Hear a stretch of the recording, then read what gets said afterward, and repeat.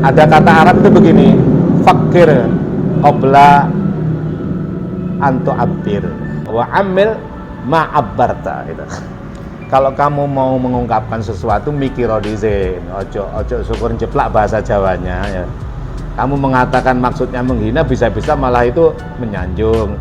Kalau kamu maksudnya ini menyanjung malah menghina karena kamu nggak ngerti apa yang kamu ungkapkan. Maka fakir qabla antu abir, pikirkan apa yang akan kamu ungkapkan sebelum kamu ngomongin, mikir alias bedanya kita dengan hewan itu di pikiran itu. Kalau kita ngomong dengan pikiran ya toh, nggak lepas. Nah kalau kita ngomong nggak ngerti yang diomongkan, itu bahasanya itu sama dengan hewan. Mohon maaf ya.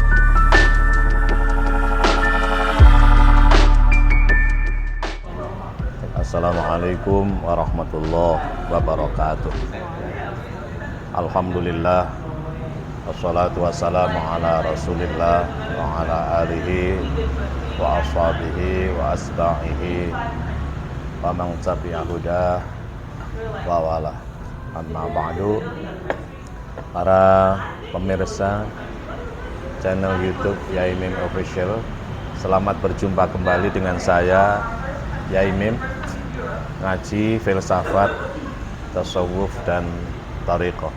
Fenomena munculnya Gus Samsudin itu muncul berbagai lekatan kata atau julukan lakop yang disampaikan kepada para ustadz ya, termasuk saya. Maka saya ini disebut dengan uskun atau ustadz dukun, termasuk Samsudin, Gus Samsudin atau dan yang lain banyak lah. Saya ingin memberikan penjelasan tentang uskun yang juga disampaikan oleh Mas Kaniago kepada saya. Tentu kajian saya formulasinya adalah filsafat, tasawuf dan thariqah. Uskun yang dimaksudkan adalah ustadz dukun. Artinya beberapa orang diberikan label oleh orang tertentu dengan uskun dan termasuk saya. Nah, kemudian ada beberapa juga yang bertanya bagaimana dengan atau hukumnya ustadz dukun. Baik, saya akan jelaskan sesuai dengan mungkin kemampuan saya dan juga saya formulasikan dalam pola pikir filsafat, tasawuf dan thariqah. Apa maksudnya? Pola pikir filsafat itu berpikir apa, bagaimana, untuk apa. Lalu pola pikir tasawuf itu apa? Itu ditarik dalam hati kita, yaitu iman, ilmu, nikmat, takwa dan nafsu yang mesti harus dikendalikan oleh iman, dikontrol oleh ilmu, dirasakan oleh nikmat, dicek selalu oleh takwa. Lalu thariqah itu apa? Bagaimana menggabungkan pola pikir itu dalam formulasi apa, bagaimana, untuk apa, dan hati ke dalam perilaku kita yang dikaji dalam ilmu namanya thariqah. Sehingga di situ ada 5 formulasi namanya syariah, lalu thariqah, hakikat, ma'rifah dan ikon. Apa itu syariah? Ya syariah itu ya apanya itu, bendanya yang tidak boleh dirubah-rubah. Maka menyalahi syariah disebut tidak sah atau tidak benar. Nah, maka syariah ini ukurannya adalah tidak benar, benar dan salah. Nah, kebenaran ini mesti harus diperjumpakan dengan cara atau thariqah. Apa thariqah itu? Yaitu kebenaran itu bagaimana dilakukan sesuai dengan kondisi dan situasi. Namanya ketepatan, benar dan tepat, maka akan melahirkan namanya kebaikan. Nah, kebaikan itu pada diri masing-masing namanya hakikat. Nah, hakikat itu berarti aspek aksiologi dalam filsafat. Thariqah itu aspek epistemologi dalam filsafat. Syariah itu aspek ontologis dalam filsafat. Nah, lalu setelah kita mendapatkan nilai manfaat ya, hakikat pada diri, nyata pada diri itu karena memperlakukan kebenaran dalam ketepatan.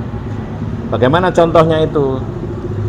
Kalimat takbir asal tidak dirubah, Allahu Akbar, dikatakan kapanpun, dimanapun itu tidak salah. Tapi tentu ketepatannya melihat situasi dan kondisi. Maka ketepatan ini ada hubungannya dengan tempat dan waktu barangkali. Kalau kita membaca takbir misalnya malam Idul Fitri atau Idul Adha, lah itu mungkin ya benar dan juga tepat. Tapi kalau di jalanan barangkali siang bolong dan lain sebagainya, tidak ada apa-apa, lalu kita takbiran, ya Allahu Akbar, Allahu Akbar, sekalipun itu benar, barangkali tidak tepat. Nah, benar dan tepat inilah yang kemudian akan melahirkan nilai kebaikan, namanya hakikat. Nah, hakikat ini harus mengantarkan kita kepada kesadaran, namanya ma'rifah. Kesadaran mengantarkan kita kepada keyakinan, namanya iqon.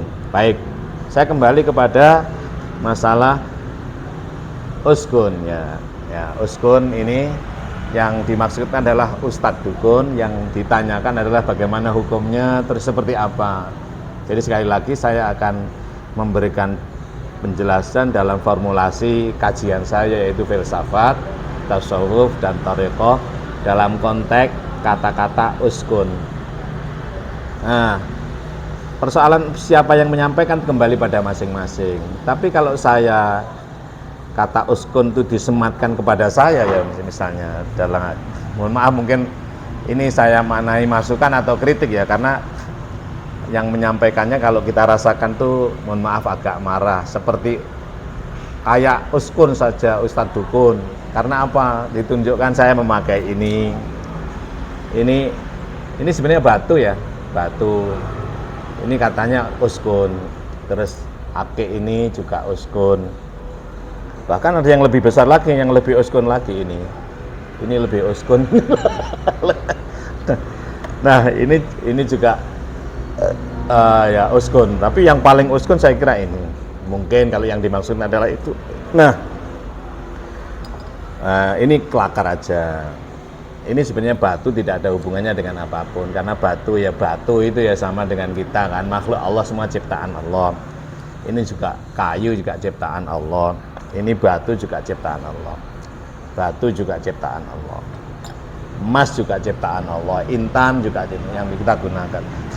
Ya bahkan kopiah yang kita gunakan ini juga berasal dari ciptaan Allah. Baju yang kita kenakan, kita gunakan untuk sholat, sarung yang kita gunakan untuk sholat, jubah dan lain sebagainya, semua berasal darinya. Tidak ada dalam kaji filsafat, tasawuf, dan thariqah itu tidak ada yang ada ini kecuali diada oleh yang maha ada, yaitu Allah. Jadi yang mawujud ini berasal dari wujud satu-satunya hanya Allah. Kemudian Allah mewujud menjadi mawujud, ya termasuk kita, batu dan lain sebagainya. Saya akan kembali kepada kata uskun, karena ditanya menjelaskan, ya saya menjelaskannya dari aspek ini, mungkin barangkali bisa disebut dengan tahlil lughawi atau analisa bahasa ya, analisa linguistik. Mas yang menyematkan kata uskun kepada saya, Mas Caniago ya, Mas Caniago yang saya hormati, Anda mesti tahu bahwa uskun itu bahasa Arab, berasal dari kata sakana, yaskunu, saknan, itu uskun. Uskun itu fi'il amr, kata kerja perintah. Bahkan kata uskun itu ada di dalam Al-Quran, di dalam surat Al-Baqarah ayat 35. Waqulna ya Adamu uskun, ya. Waqulna ya Adamu uskun anta wa zaujukal jannata wa kula minha ragadan haitsu syi'tuma wa la taqraba hadhihi syajarata fatakuna minal zalimin. Ini surat kedua ayat 35. Sebelumnya 34 itu kan Allah bilang begini, wa id qala rabbuka wa id qulna, gimana itu, wa id qulna lil malaikati isjudu li adama fasajadu illa iblis aba wastakbara wa kana minal kafirin. Ingat ketika Allah mengatakan kepada para malaikat agar supaya para malaikat itu hormat kepada Adam, semuanya pada hormat kecuali sujud ya. Sujud di sini bukan sujud seperti kita sujud kepada Allah, tapi dalam artian menghormati, menundukkan diri, tidak sombong dan lain sebagainya. Tidak sombong ini artinya, karena nanti ayat ini dibandingkan dengan kesombongan iblis. Illa iblis, kecuali iblis abah, dia enggan, wastakbaro. Enggan itu atas dorongan istikbar, merasa diri besar. Wa kana wa id qulna lil malaikati isjudu li adama fasajadu illa iblis abba wastakbara wa kana minal kafirin.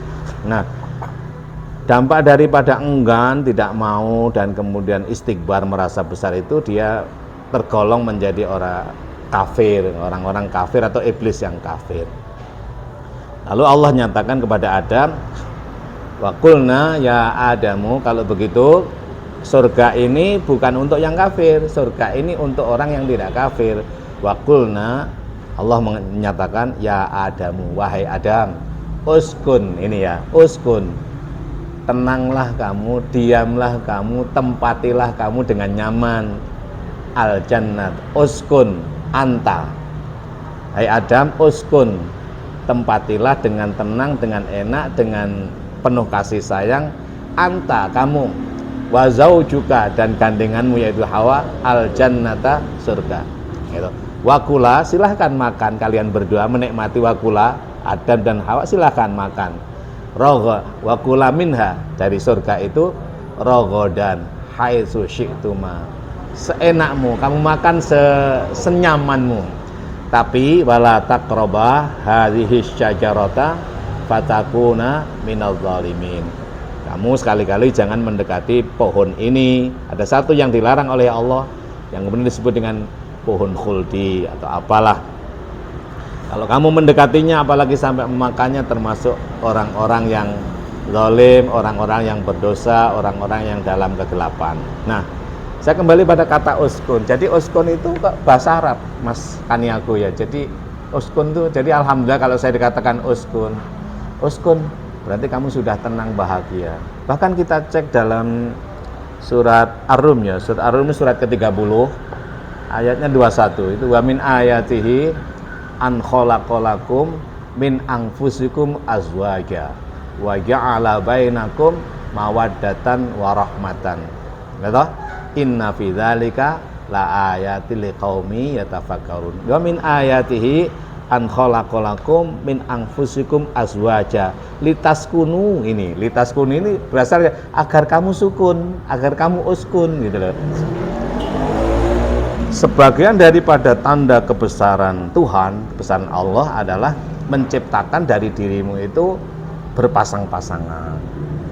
Agar apa? Dengan pasanganmu itu, yang laki perempuan bergandeng-gandeng, perempuan dengan laki itu, agar kamu menjadi uskun, litaskunu ilaiha, agar kamu menjadi tenang, damai, sakinah, uskun, taskunu, sakinah, tentram, bahagia, senang bersamanya.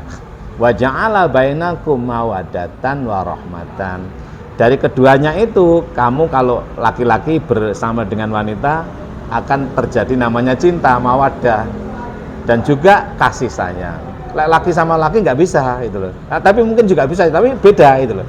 Perempuan dengan laki, laki dengan perempuan itu kebesaran Allah. Wa ja'ala bainakum mawaddatan, ketertarikan, wa rahmatan.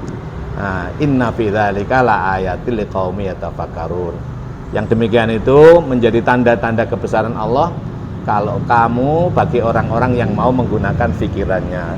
Maksudnya begini. Jadi sebelum mengungkapkan kata, ada kata Arab itu begini, fakir qabla antu abdir, ya toh? Wa amil ma'abbarta gitu. Kalau kamu mau mengungkapkan sesuatu, mikiro dizin, ojo syukur jeplak bahasa Jawanya ya. Kamu mengatakan maksudnya menghina, bisa-bisa malah itu menyanjung.